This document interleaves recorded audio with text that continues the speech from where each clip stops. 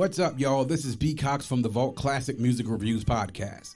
We review classic hip-hop, R&B, and reggae and dancehall albums 20, 25, and 30 years after their release. All true classics should be able to stand the test of time, so we put these classics to the test. Every week, we break down the greatest records in recent urban music history to reflect, review, and reminisce. Catch us every Monday morning for new episodes. I want to give a big shout out and respect to Bill and Hillary of the Sounds of the World podcast for giving me a moment of their time. You can follow us on Instagram at VaultCMR Podcast, on Twitter at Vault Classic, and Facebook and YouTube by searching the Vault Classic Music Reviews podcast.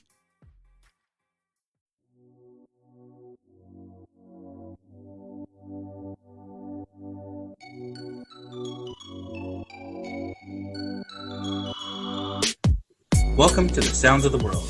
We are your hosts, Hillary and Bill. Together, we're going to travel around the world to discover new music, discuss musical topics, and interview fascinating people. Our world is a buffet of music, and it is time to eat.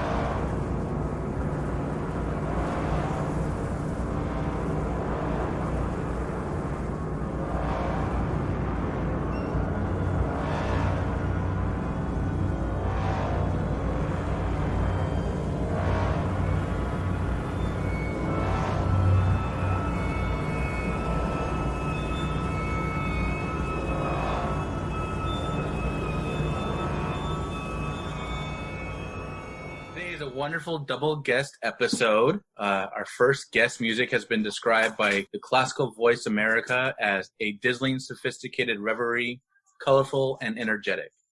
The Guardian says she takes even more radical line with creating dense and pulsing textures, and her music has the capacity to immerse the hall into a dark, multi-channel throat and hissing. Her music has been performed worldwide by many acclaimed ensembles, including the San Francisco Youth Orchestra, Ensemble Modern, Wave-Filed Ensemble, and many more.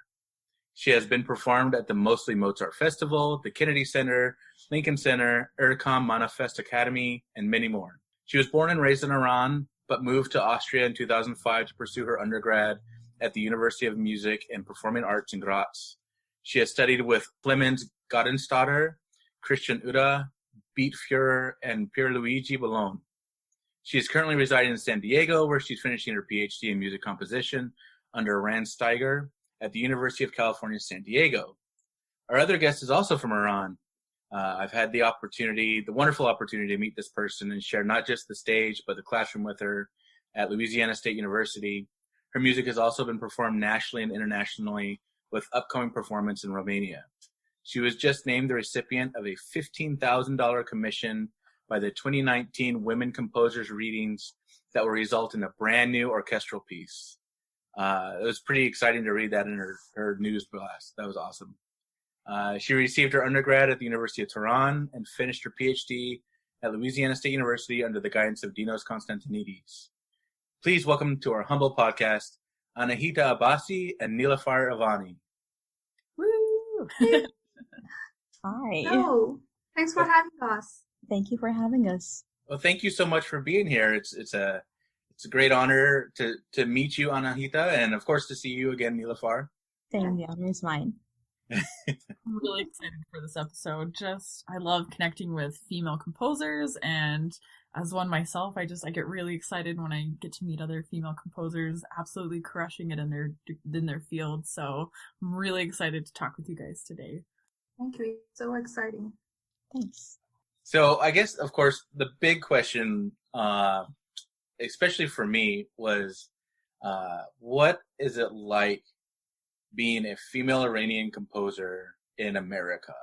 I think this question has three components inside. One is being a female, and then being Iranian, and then America first. Well, I think being a female composer everywhere in the world means complete dedication to what you do and 100% motivation, because there may be less opportunities for a female composer than a male.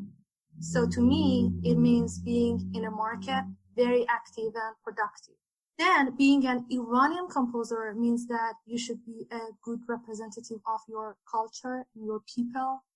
Most often when people here in the United States hear that you are an Iranian composer, they kind of expect you to have a new voice that they have not heard before.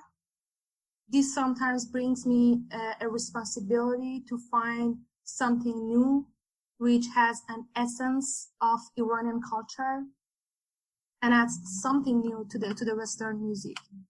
And the third component, America, to me, means a ton of opportunities that are available to composers of all backgrounds and perspectives, particularly female composers. Wow, I just wanted to touch base on the expectation of trying to represent your culture. The Iranian culture.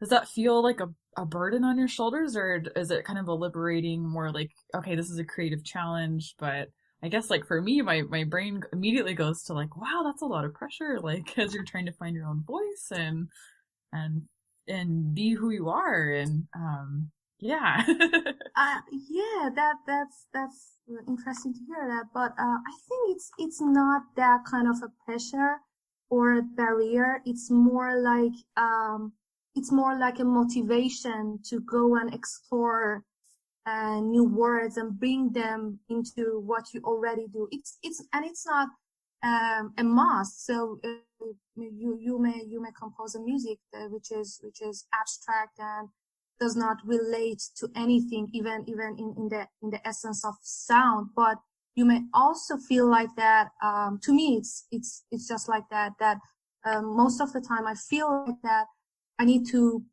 go and find something which people are less familiar with and are more interested to hear.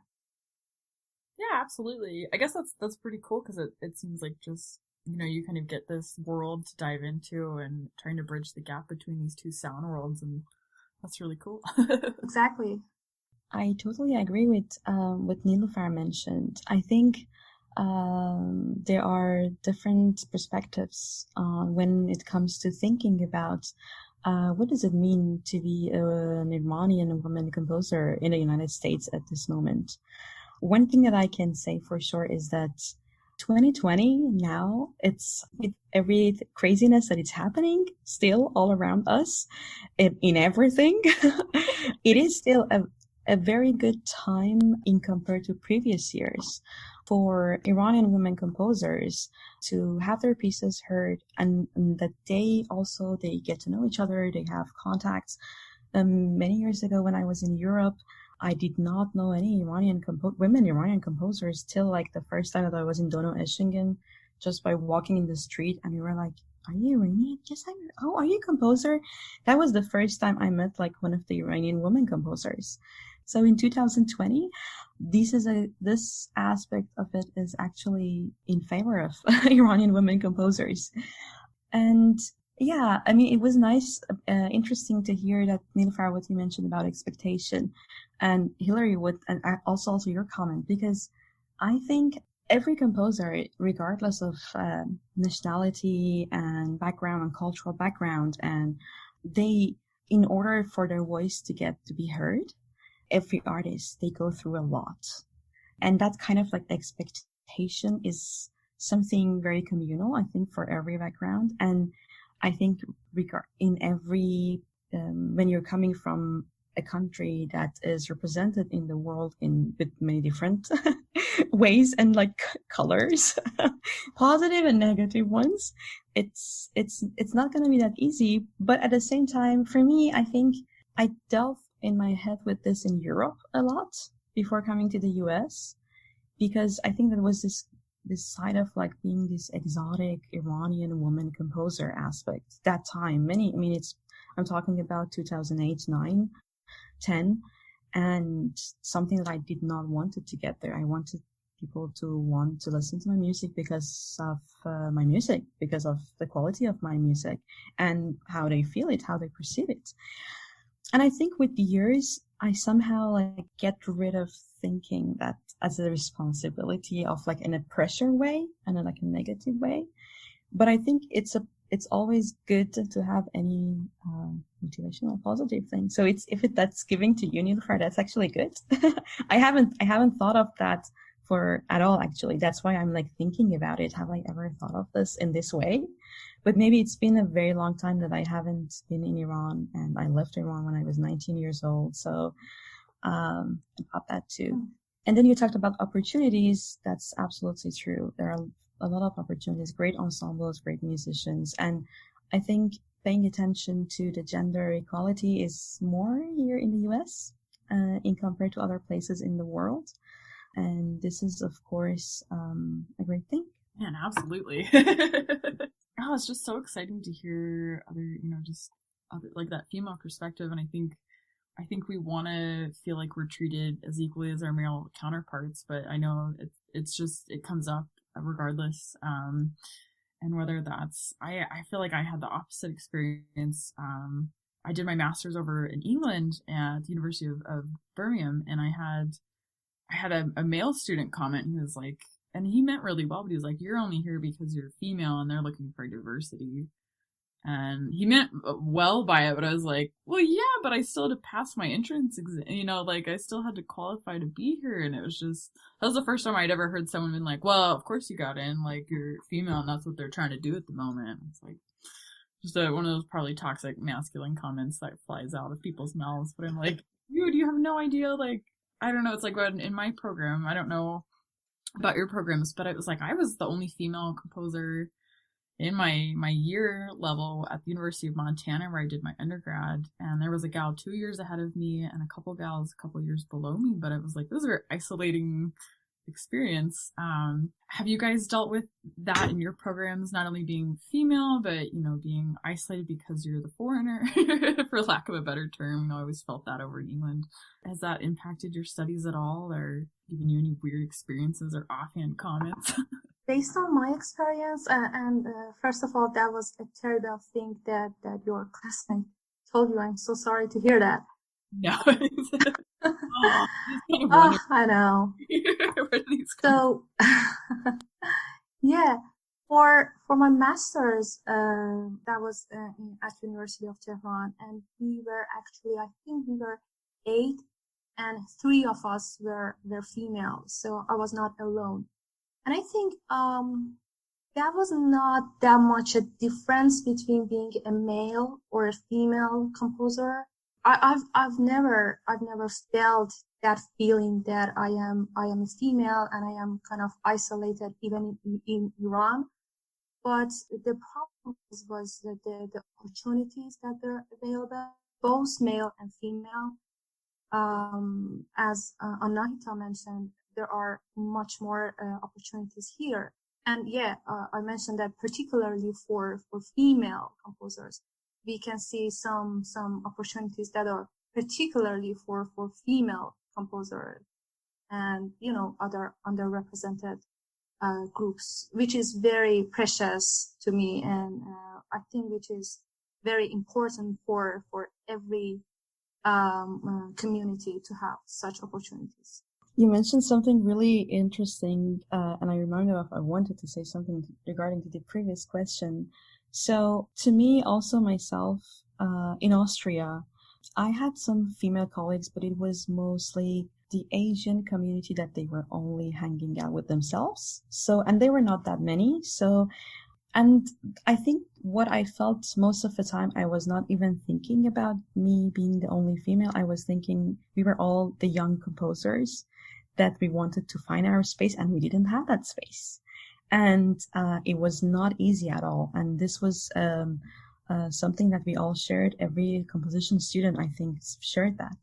And that led me and my friends, when we were in Graz, to found a Scheifeld ensemble in order to make the music of the young composers heard and be their ambassadors, and just not go to the program and have the same, hear the same established composers all the time, which is awesome, of course, but we all need to like go through things in order to find ourselves and hear our music. So at that time, I think when I founded Schick with my friends in Austria, that was my highlight. I was not thinking about a female and male. At the same time, every festival that I went, and it is now at this time much, much better, but still till 2016, every festival that I went in Europe, between maybe like, I don't know, 90, 100 people, active composers, 2 were female. I mean, I was happy that I'm the one of those, but I found it so unfair, and it was an uncomfortable situation also. And that was the first time to like making me basically like seeing it from this perspective.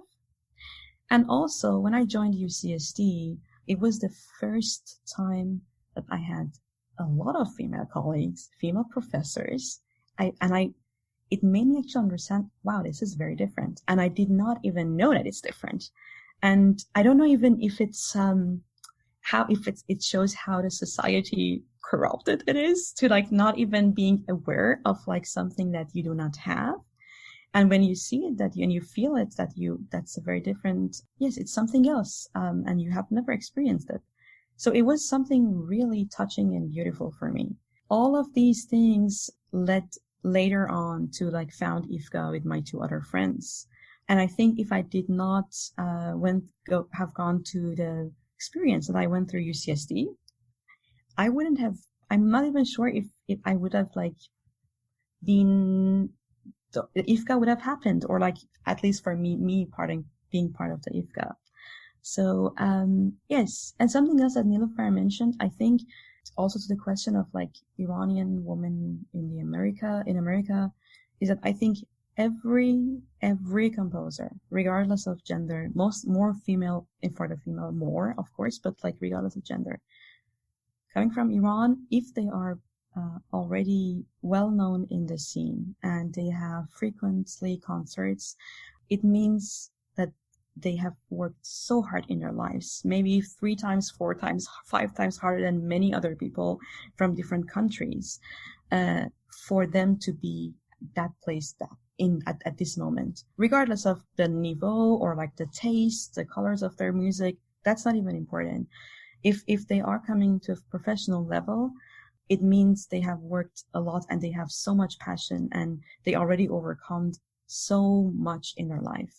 Because it is not easy to come from a country that does not even recognize the music and being a musician as like anything, basically. And still till this day, if there is a concert, if they are showing a concert, you're not seeing instruments and performers on the TV. They're showing flowers. So yes.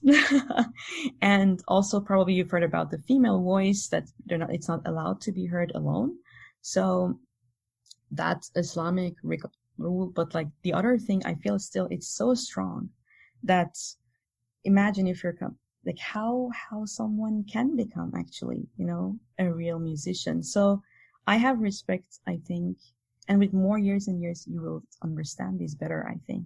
I have a lot of respect for everyone, every artist and musicians, I can say now in my field, composers, who are now working and writing for people around the world. I have chills from that. Sorry, that was beautiful. Well, and it's so powerful to hear you say like how much work goes into these things. And you're not just being chosen, based on just something that doesn't have to do with your music. It's you put those hours in and you put that time in and you've developed your craft and just, that was just very touching and beautiful. Thank you. Yes, it's about having so much passion that every possible obstacle you can somehow it will pass. You will be able to like go forward. And because you have this like dream that you want to get somewhere. And I think that is the thing that let all these people achieve more things, and not like in between say that, okay, let's do something else. And why even I'm doing this, which is a question I think of every creative person here and there in their lives. And I want to add to Anahita that she's completely right that Iranian artists have to deal with a lot of, concerns, and they need to work double, triple as, other. It's crazy to think just, the idea that you could have a concert on, and we are so used to seeing the performers on stage. And even though we know that music is an oral thing, we still we like to see the people on the stage. People are accepting more now about, even performers during ballets or operas, maybe stationed on stage with the performers, the vocalists. But then to have nothing but just like flowers showing up on your TV, I mean, that's astonishing. I'm trying to wrap my head around that. For lack of a better word, I'm completely ignorant. So. Well, right, exactly. Oh my gosh, that's just, oh man, that gives me so much to think about. Yeah, and these are the things that every Iranian is like part of normal part of their lives, which is actually something really huge. And when you really think about it, and which means that that person has to go to so much to even see other instruments, be able to have access to know what is these other instruments in a symphony orchestra. And Niloufar can talk about that if we are going that direction, because she studied in Iran. I left Iran when I was 19, and she went probably through a lot of really crazy things in her life for her to be here today at this moment. Yeah.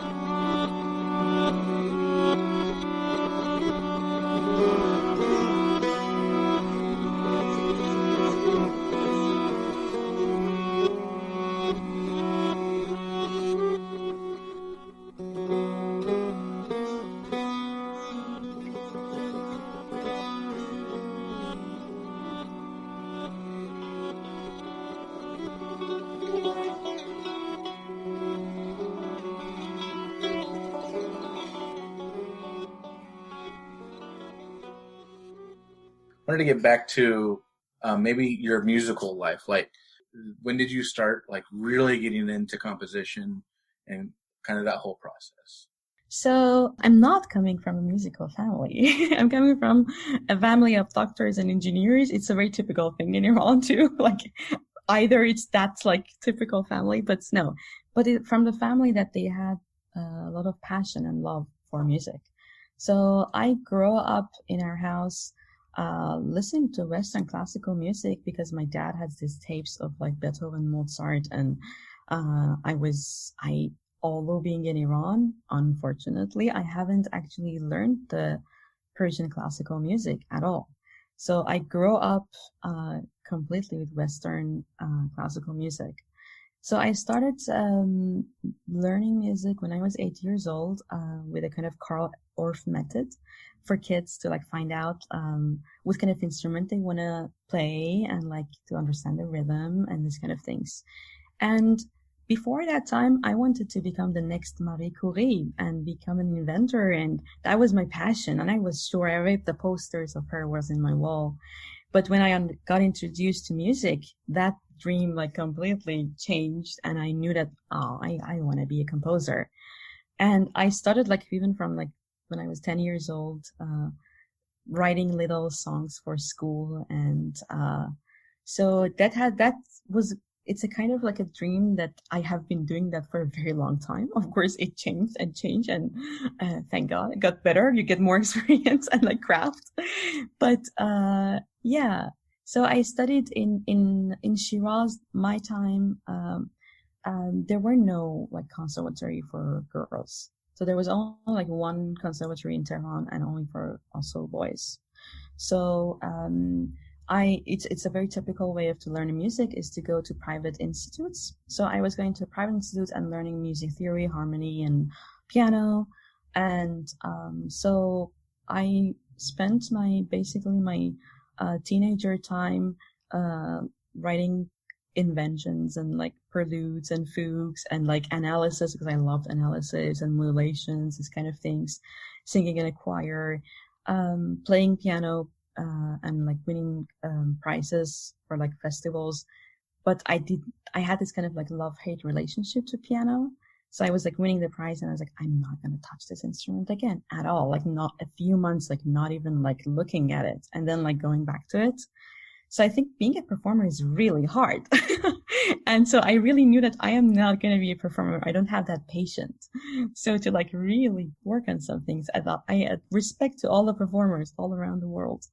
Yes. So, and I knew pretty early that I do want to leave Iran. And it happened a few times because there were, in Shiraz, it was many years the cultural, what is it? And now I'm remembering German, Hauptstadt, cultural center of Iran, because of all the poets and botanic gardens and everything. So there were a lot of like music groups coming from Austria and Germany. And I have absolute pitch, perfect pitch. So it was a kind of like showing I could understand a lot of things by just listening. And so I could have a conversation with them and I was like a little kid. So every time it made me like, oh, I want to be there. I want to be where they learn music and I can do that. And, it was always fascinating for me. And, yes. So when I was like 18 and I really wanted to like leave Iran, my parents were like, if you can, live on your own in Tehran and survive, you can survive everywhere on the planet. So this is your chance to try. Let's have that 1 year. And I started to like study at the university, in, English literature because my English was good and I was fond of like literature. So I didn't want to go to music university because my like private students were like going to music university at that time. And I felt like this is not the place I want to be and I want to just leave, but I want to still like go through the experience of like going through university life. And that's, and then I did some research and found that Graz is a really good center for like composition and applied for, the entrance exam and went there. And normally we always have to like wait for such a long time to get the visa and then again be able to go back. But I got somehow lucky and one of the last people from that group of type of visa that when I went there, I could have stayed. So in 1 month, my visa came and I knew that I'm leaving Iran. And I was not prepared actually for that at all. Like I remember I called my dad and he didn't even know that I applied. We had this conversation, but it was on me and I did everything by myself. So he was like, what? Are you sure? Like, you're really doing this? It's like, yes. Okay. Oh yeah. So it was a kind of like shock for my parents. We did it, but like, no, we were not expecting it to happen. Yes. And the almost 10 years living in Austria and in Europe traveling has been amazing. It's, I think when you're between your 19 till 29, it's like these 10 years that you experience a lot. It's your character is going to get built. And, yeah. And at the beginning, I didn't actually study composition in Graz because when I came, although I wanted to, I went to a concert the night before my entrance exam. It was 100-year anniversary of like for all the Graz composers, and everyone wrote like a 1-minute piece. And that was the first time I'm sitting in a contemporary music concert, and for me it was horrible. I could not understand anything, and in my head I could like hear the pitches, everything, and I was like, what is this? I've never heard anything like 100 minutes without any break. So it was like whew, to my face. So the next day in the exam, and I had a fever, I got a cold, and I told them, I was like, I have no idea what I'm doing. Like, this is not what I wanted to do. This composition is not this for me. So I don't even know if I want to do this. So, but I'm good in theory, and I like analysis. So I studied actually at the beginning, music theory only. But I went to a lot of concerts because we don't have that also in Iran. Every day I was at a concert, any concert, be open-minded, be at the library, just study, and be open to perceive this new thing that I have a lot of like information about the fundamentals of music, but from a completely different perspective. So it took a while, but then after 3-4 years, I understood how I'm doing this, and I came back to composition, and then studied composition. But there was till I think 2011, I count myself actually a composition student. I don't count myself as a composer, because I was having concerts here and there in Austria, but there were so many questions in my head, like, why am I doing this? There are so many amazing composers everywhere, composition students too, from many countries. Why someone wants to listen to my music? And like, how can I write it that it's mine, that's really my music? So I gave myself a kind of like an ultimatum 1 year time in the middle of like my studies. I will do this year work, think and research. And if I found what I'm looking for, which I couldn't even like say what I was looking for, but there was a sense of feeling, I'm okay. If not, I can do other things. I have other talents and other things, and it's not that late. I can still do other things in my life. And it was a coincidence that I went to Amsterdam to this Atlas Academy, which is an academy mixed with a lot of masters from different countries. So an ensemble, for example, a string quartet is mixed with like Arhu, Comanche. So masters from every country, they really chose best performers. So there are like for basically every cultural background and instrument, there is one really amazing person there. And that was the time also that I got introduced more to the Persian classical music. And being there, working with those people, somehow something clicked in my head that always like extended techniques of composition, Western classical music, Persian, this, that. Actually, at the end of the day, all of them are music. That's it. It's not about this and that. Always like extended techniques that in a Western classical, we think like that about them. In different culture, this is their normal way of playing that instrument. Thousands of years. And it's not even, this is a very normal way of thinking of playing that instrument, the colors. And it somehow freed me. So this kind of like being stuck to not know even like what I want to do, it made me like being able to like be imaginative and think and like go and understand that like for me as a composer, I'm a composer, I'm the listener, I'm the philosopher, I'm the storyteller, I'm all of these things. If I want my music to have the same effect when I was listening to those masters performing. So from that moment, I started to have a lot of concerts, and then I think from that time I can call myself a composer. And the main aspect has been just going to the people that I am admiring them, contacting them, asking them to collaborate together and get to know each other and learn from them. Also, amazing compositions like Georges Apeagis. One of those that I just met Georges and I asked him, like, I want to show you my music. And it was like, just come to my house in Paris. We'll work. So this is how I worked with Apeagis and changed my life, you know. But I was having like 3 jobs in Austria in order to be able to pay my rent and like do my everything. but also travel. It's not easy to do that all the time. But I would have not changed anything. So during that 10 years, I actually had only a bachelor degree. So because for me, I was not even thinking about that. I was just really traveling around, working with people, learning, really collaboration from every perspective.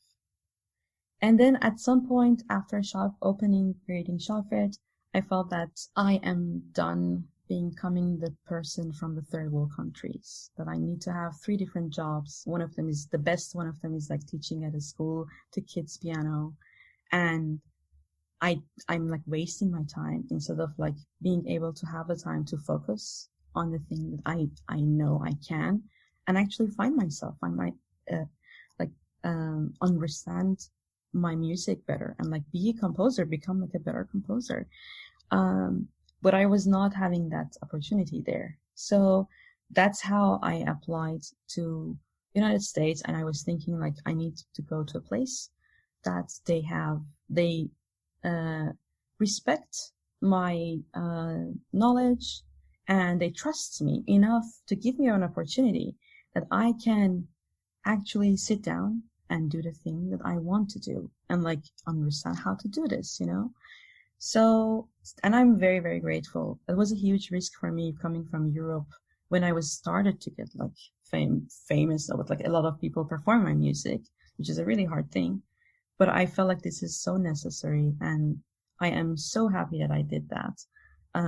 Probably has been one of the best decisions of my life. And although a lot of other things with the travel ban and other things happened, that has been really sad and like made my life really hard during the past years. But on the other side, I have really entered to a different world, a world that I could have for the first time a space to like communicate with other people about my creations and really invest my time on composition, which is very important, I think, for everyone.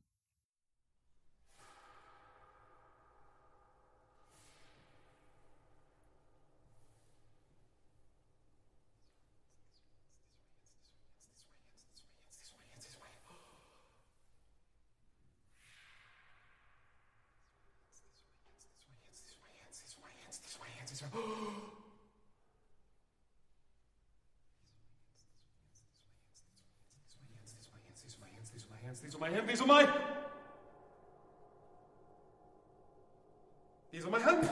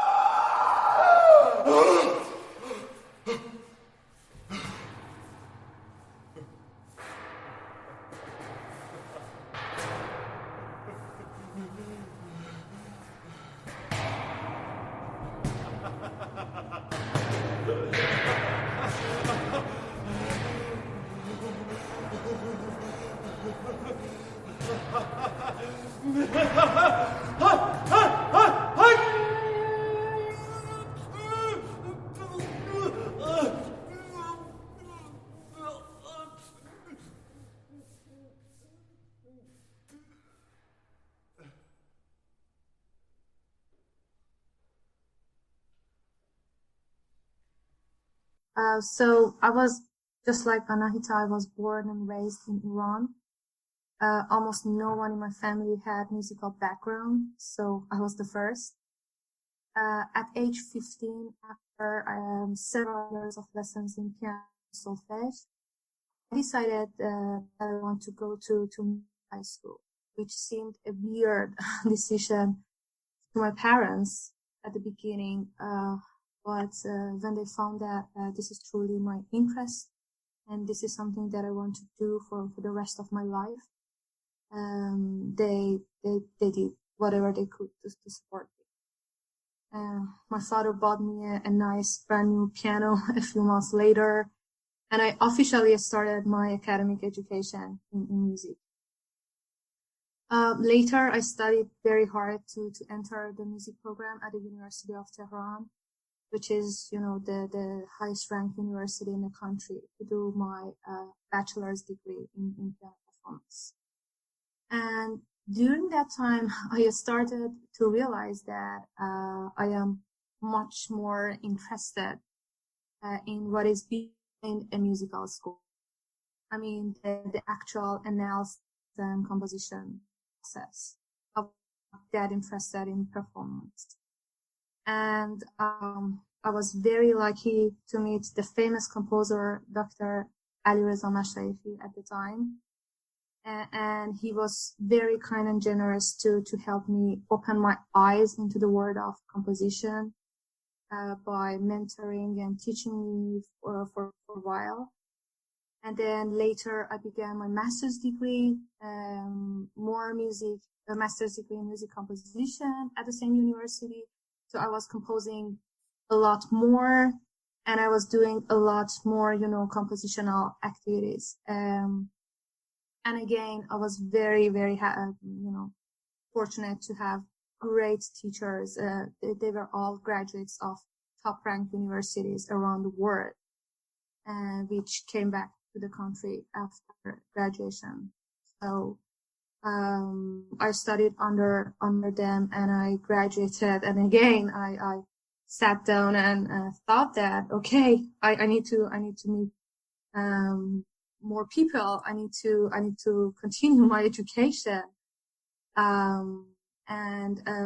That was for sure, because there was no doctorate degree in music composition at the time in Iran. I think there's still none. So yeah. So I applied to different universities in Canada, United States. And this time I was again very, very lucky to meet Dr. Dinus, the world recognized composer, Dr. Dinus Konstantinides at Louisiana State University, and he accepted me into the program, to the PhD program, and offered me a graduate assistantship position. And I studied under him for almost 5 years, and served as his grad assistant, and he helped me a lot to learn about various aspects of music composition, music industry, helped me have opportunities, collaborative opportunities with, excellent artists, and, so many other things. So here I am, 5 years later. I graduated 4 months ago in June, and here I am. Yay! Oh man, just amazing to hear. I don't know, I just love hearing stories, and I just thank you so much for sharing that. I think it's interesting coming from like both of you guys came from families where music wasn't really prominent, and finding your way. Do you find that that's kind of tricky, being the daughter of of your parents who it sounds like they were very supportive, though. I grew up, my father's an engineer as well, and I know we had to have a heart-to-heart conversation when because I originally went into engineering, and I spent all my time looking at programs of what else to do, and I finally had to have that conversation that said, I'm going to turn down my engineering scholarship and go pursue music. But it took him a while to come around, but he's one of my biggest fans now, and he's an excellent supporter. But did you guys have to have that talk with your parents? Definitely, yeah. And I was very young. I told you that I was 15. And I was very good in math and science, so everybody was against me going to the music school, because they wanted me to be a doctor, an engineer, or do other science. So in that age, that was kind of weird and maybe shocking to my parents. They had to choose, and I think they did something. They did very, very good to support me, because if they didn't support me, or were against what I wanted to do, then my past would have been changed completely. So yeah, to me that happened at a very early age. And then it was, music from the beginning, from the time that I had the opportunity to begin. I think in Iran there's only one place that you can start music even sooner, 3 years sooner from your middle school. That was a hard decision. Yes, I had a pretty similar story. So I did music from like when I was 8, but I was always also like great at math and physics and these kind of like competitions between the cities and between like the schools, and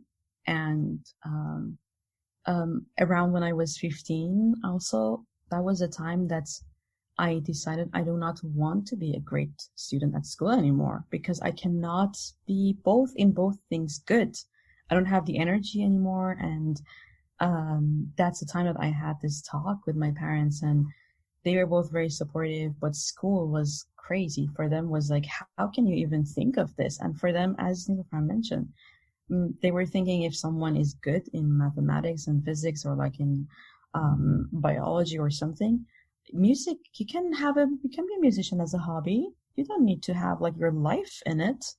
So I had like hours of talks with my school. So one day my dad, they asked my parents to come to the school, and my dad is a neurosurgeon, but he's coming from a very poor family actually, and he had to work so hard, like studying with the lights in the street, and like worked so hard to become this person, and then moved from Iran, went to Johns Hopkins. Did his residency there, and traveled all around, and then came back to Iran because they didn't have any neurosurgeons, and he came back from the war and like to help people, and then he stayed. So he went there and said, like, I became this person because this was my passion. I didn't become because it's good to become a doctor at all. So if her passion is to go for music, then she should do that. And if she hit a wall and does not want to do it, then it's okay. Then she can do other things. But I believe that if this is her passion, she should go ahead and pursue that. And so, both my parents were supportive. And as Niloufar said, I've had many other friends of mine that their parents were not supportive. I know so many really hard stories that they did not prevent them like to study music. But I am also like Niloufar. We were lucky that I think our parents felt how important for us it is, and they respected our decision and had our back and supported us with anything that they could. It's interesting to hear you guys talk, because I think I just had a similar story. Like, I went into the sciences because I was a rock star at them, but I hated it. Like, I had no joy doing it. I was like, yeah, I'm really good at calculus, but at the end of the day, it didn't make my heart sing. So I don't know, it's just very cool to hear that, that happens universally. Yes. Absolutely. In America, we're always taught that, like, Iran, if the child wants to do something separate from the parents, then it's like a huge deal. And, they always kind of lump them and maybe India and stuff together. And they're like, they only want you to be a doctor, a lawyer, or an engineer, and to hear, like, you still had to do some convincing, but the passion that you're able to exude to your parents, that then they could be like, okay, this is something that we just have to let happen. And that's, as a parent myself, it's amazing and such a hard thing, kudos to your parents.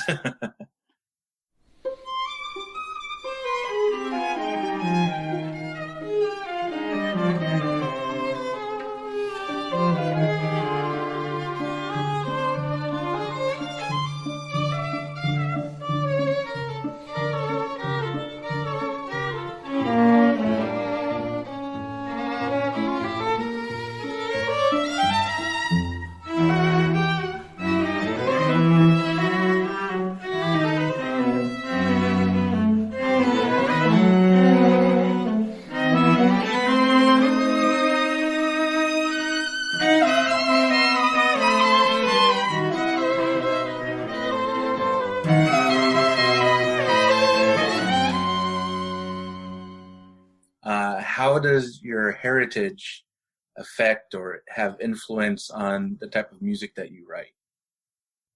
To me, there are different perspectives actually that I can look at this.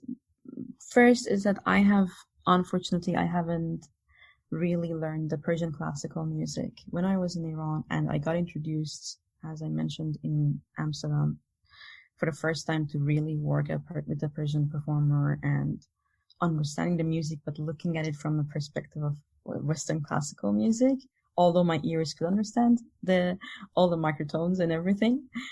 Because of also what I explained, that to me, I feel like it's about, or composing music, for me, I'm always fascinated with sounds and the energy that every sound and sound object had, and how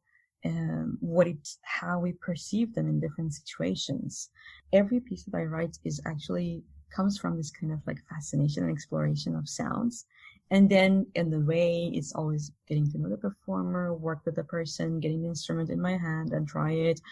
Because of that approach, I think I always let the sound to guide me, like how to compose my pieces and how the pieces get shaped. But at the same time, there are some other things that it's rooted, I think, in every person's coming from any culture. So we have a very strong poetry in our literature. And also the Iranian language, the Persian language. When we're talking, we have the ability to, like, with one word, say different kinds of meanings. A lot of time, this is a very normal thing to do in a conversation. And it allowed me, I think, to always be able to think multi-layers in everything in music that I do. And that's how I'm also enjoying and fascinated with, like, creating different textures in my music, and my music is full of always like textures that are flowing, floating, and going inside each other and like on top of each other. And how the patterns in the poetry, the repetitions, the structure, I think I've been mostly influenced by those things actually, because of not having, unfortunately, the knowledge. But maybe if I was performing a Persian instrument, my approach would have been different. I wrote for them and I studied them, but I've never been a real performer for those instruments.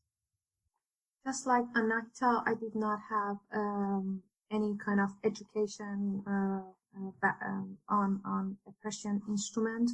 I do know the knowledge and the theory, but I cannot play any Iranian instrument. And again, I think that the Iranian music is affected by Iranian literature. And we had a professor, a college professor, who believed that Iran is the land of poetry. And he always insisted that Iran is famous in the world because of its poetry, not its music. This is something that he believed. And yes, over the centuries, we had so many wonderful world-renowned poets like Hafez, Sa'di, Khayyam, Rudaki, Ferdowsi, and many more. So whenever I need to get inspired to write a new work, I go and study a piece of Persian literature, and almost 99% it works. I got inspired, and I have some, excellent musical ideas to work on. And it's true that I have literature as the source of inspiration for many of my works. Yeah, that's cool. I'm definitely going to have to look up some Persian poetry, some Iranian poetry, because I don't know any of it, Like, I just started getting into German poetry maybe like 3-4 years ago, so I got to get out of Europe. And German is also really good, actually. But yes, there are nice translations. Rumi. Check Rumi. I think you would like Rumi. Oh, Rumi. Sorry. Khayyam.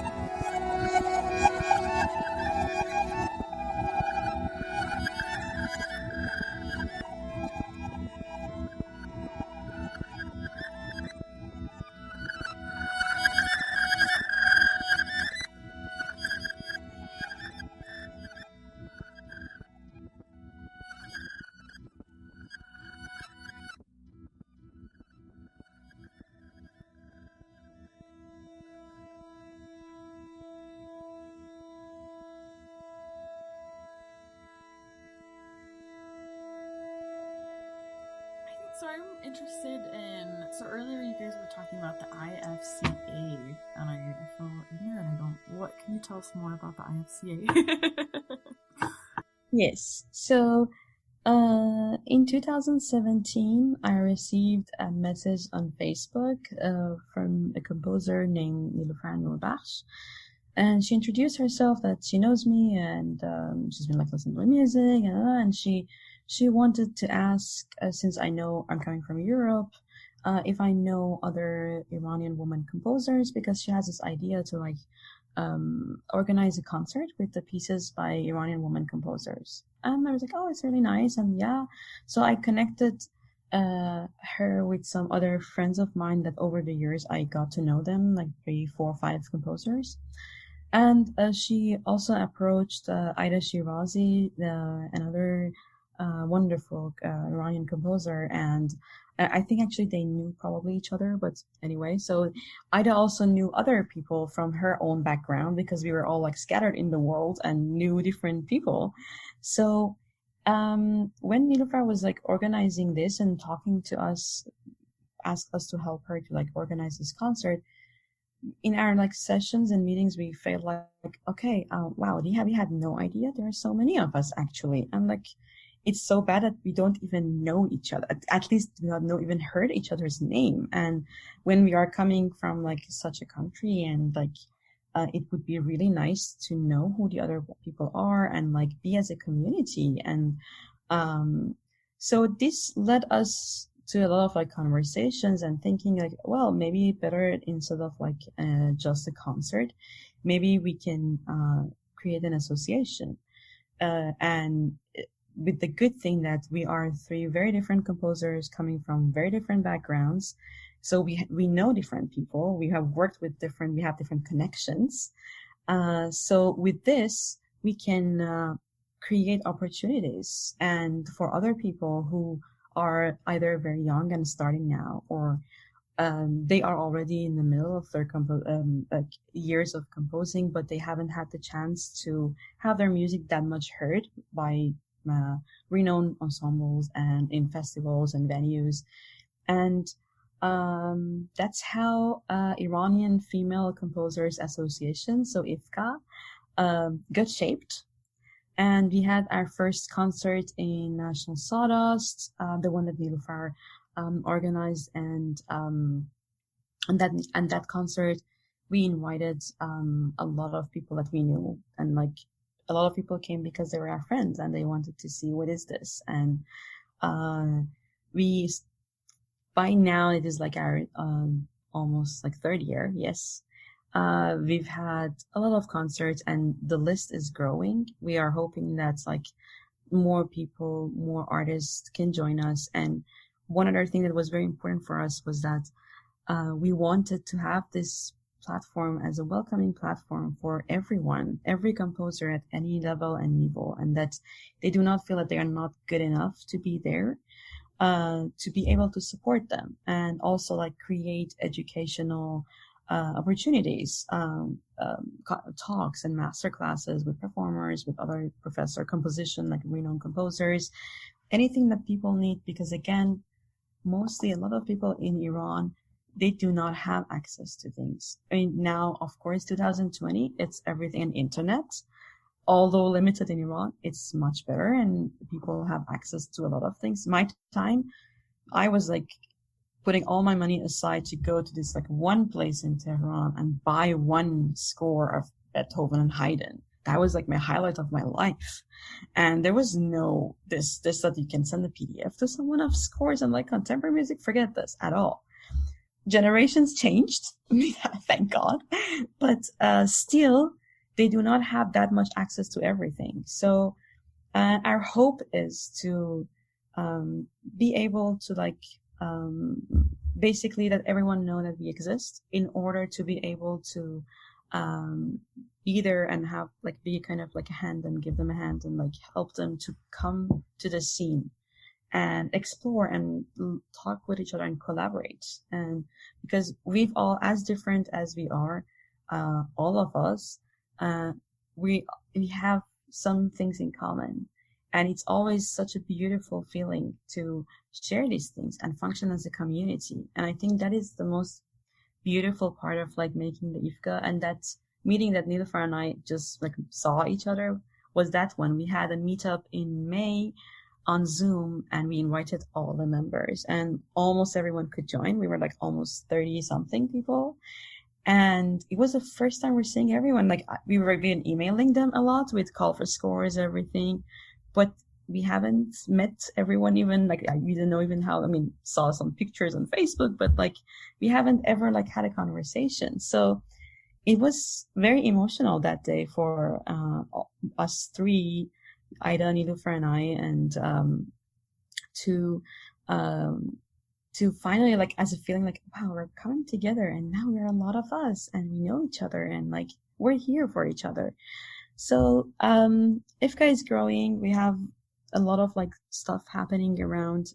Of course, the pandemic has like changed a lot of things, but we have started like to have some like online concerts by different members, and we're now in the middle of organizing an amazing conference between us, the Shermin Iranian Center in Princeton University, and in Germany, the musicologist Jolla Yazdani, about the woman music and woman in Iran and woman voice and singing. It's a 2-day conference, 1 day in English, 1 day in Farsi, and we're inviting different old like generations of people who are active before or active now. And it's going to be in a kind of like an online webinar form. So we're now in the middle of like working on that. It's going to happen November 7th and 8th. So pretty soon. It's a lot of work. Yeah. And other upcoming and everything projects that we had. Yeah.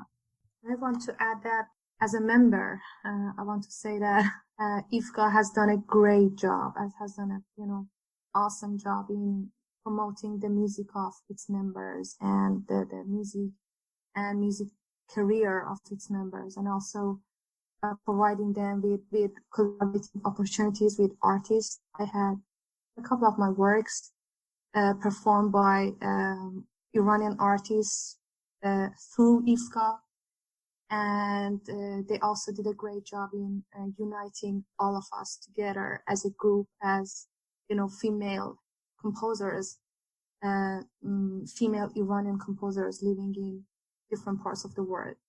Thank you. You're saying this. Thank you so much. It means a lot to me, and I know to Niloufar and Ida to hear that. I'm already like my I remember the English word Gänsehaut in German, like so thanks. Thank you for all your great work. Because we were like this is something that we do out of our passion, our time. We're not like getting paid. We haven't we applied for all the grants, but we haven't received any basically yet. And I think we need to learn how to apply for grants. But this has been something that we all three investing our time and energy, because we feel like it's something more important than us. So and hearing that from one of our members too, this has been something that you brought something to you guys. This is what we wanted to do, and hoping that it grows and grows and grows even bigger and bigger. Thank you. Thank you so much, and thanks for your support. I think the biggest reason that we have been able to be there for our members and create for them opportunities is the support that we received from our friends and colleagues that we know. So that big concert, that it's true, it's like a portrait concert, and like everyone who did not know us heard us. And it was also the fact that International Contemporary Ensemble, who are one of the most fantastic ensembles in the world of contemporary music and human beings, were the ones who were basically presenting us. So, and this just happened because I worked with ICE, International Contemporary Ensemble, in my orchestra piece in San Francisco, and they were like the soloists in my group and in the piece, and that was our first time collaborating, and we understood each other so well, and a beautiful relationship and friendship, started. And when that time we were talking about IFCA and thinking about his concert, I remember like receiving an email from Ross Carr, and Ross was like, Anahita, what are you doing? Like, what are the other things that you do in your life? And I was like, and we're just doing this. We have no idea, but this is our dreams. We want to do this. It was just really thinking in my head and thinking in our head. And, just come to our concert if you want. And he was like, yeah, it sounds really nice. And then Ross came to our concert. And after that, we went out to drink and celebrate. And we were sitting, and like he had a list of like questions and things that I didn't even ask, but from his perspective. And he was so fascinated, like, Anahita, we can do something. We need to talk about this. So it started from that concert, and Ross just having us friends, trusting a friend and just coming to support a friend, and understanding and like basically believing in our dream. And it started like them being my friend, but now they are the friends and like the supporter of the whole IFCA and all the members, which is so beautiful. All the performers of International Contemporary Ensemble.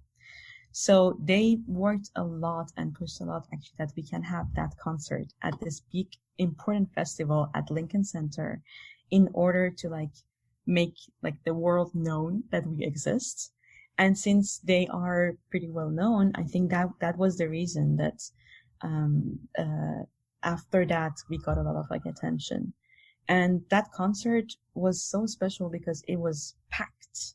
It was, people were sitting on the stairs, and the person who was in the near library, public library, said like, we have never had this at all ever, like this packed. And it was actually a long concert, because we had in between Q&As, and it took longer than like as we expected. But people were so engaged. And I remember my piece was the last piece, and my conversation actually become much longer.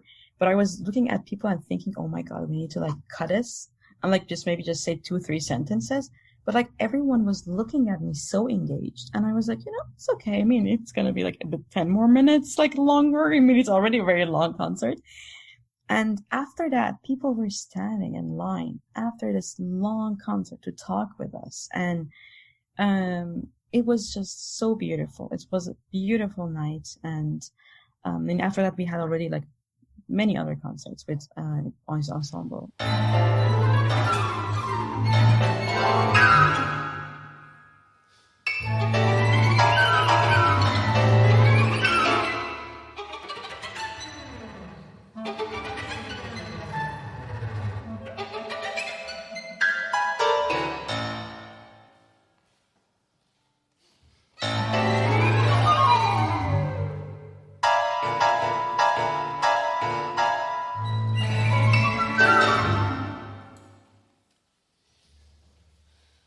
Been such a pleasure to talk with you guys and to hear just your amazing, diverse, beautiful stories.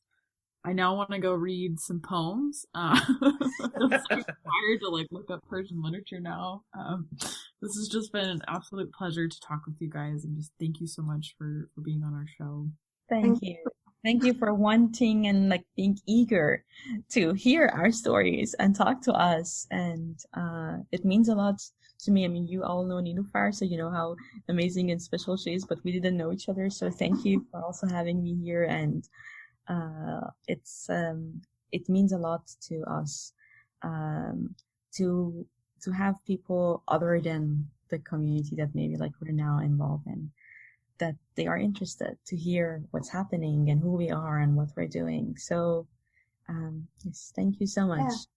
Thanks for having us. It was it's a great pleasure, great opportunity. Well, thank you so much, and definitely we're going to share as much as we can.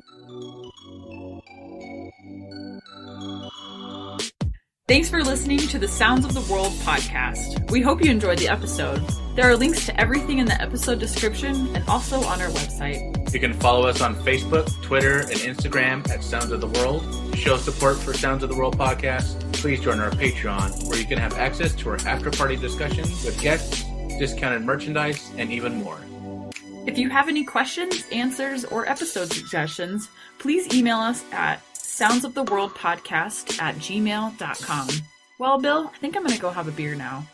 Hey, there you go.